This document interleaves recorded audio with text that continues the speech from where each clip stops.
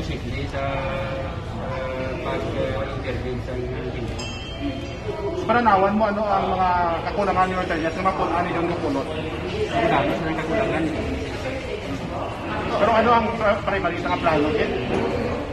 Mga atong platform of government? Sa sunod ko niyan ba? Under sa ano nga ba? Under ko sa PRK, People's Reform Party, ni Senator William Sasadja.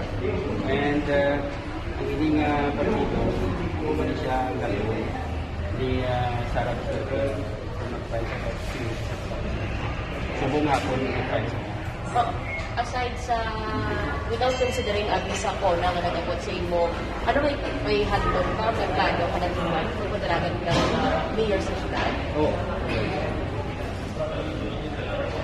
Anong gusto mong iambal sa mga pumuloy at syudad sa Iloilo kay Manti ang imo nga padalagan ng mayor? Sa mga pumuluyo sa mga syudad sa Iloilo, ikaw na din sa pagpagpo. Gusto natin magbuhon ang pangudiro sa syudad na dapat maging transparent. Dapat ang tanan-tanan ng mga nagkatabuhi sa syudad sa Iloilo dapat maging transparent.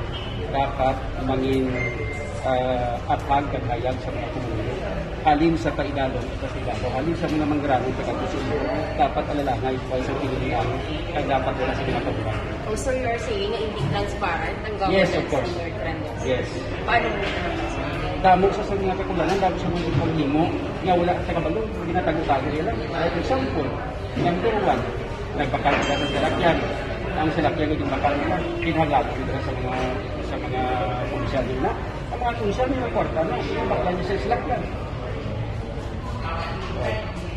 So, isa ina sa mga kakulangan, hindi tayo baluan na yan sa mga pamilya.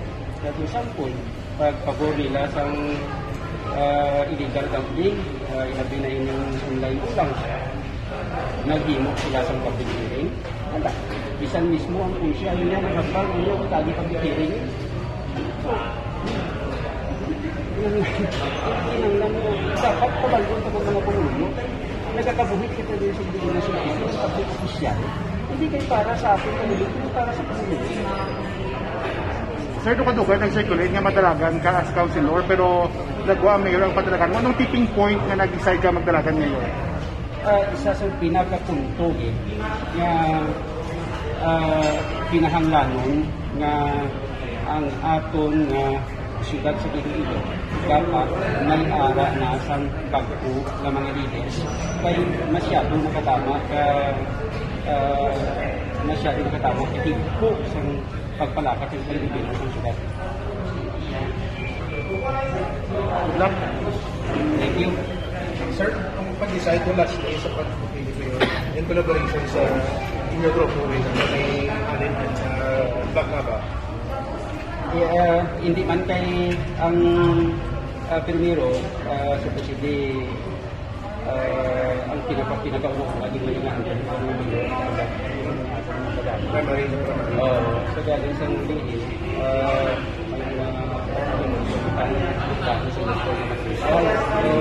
supposedly, nag-consya tayo. Anay, pero sa mga hindi na pinag ng lang yun, hindi ko hindi.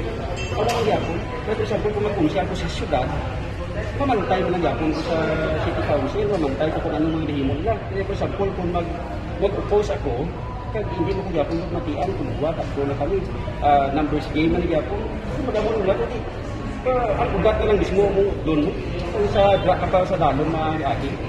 So, ang pinaka-ugat, ang muna ang mayor sa syudad, so ang mayor ng nagana.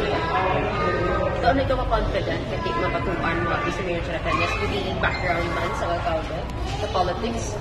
Kasi sa isa nga sitwasyon, kay balo kita na si Mayor Trenders, so halos ilala na sa nataan na kaya hindi kandidat sa bilang politiko, hindi hanas na sa katana. So aking bago mo kita, pero sa experience bilang social media, ang tanan-tanan, ang tanan. So kasi bago mo kita, magsabay sa tanan-tanan ng mga gusto yan. At may mga hindi man pwede nga siya lang yung may insindi kung may idibalo, kasi sa pamilitika sa sila sa Iloilo. Pag ang taman na, kag kung ano pag may mga ara mo kuno batan mo sa pagkatapos. Thank you. Thank you, sir.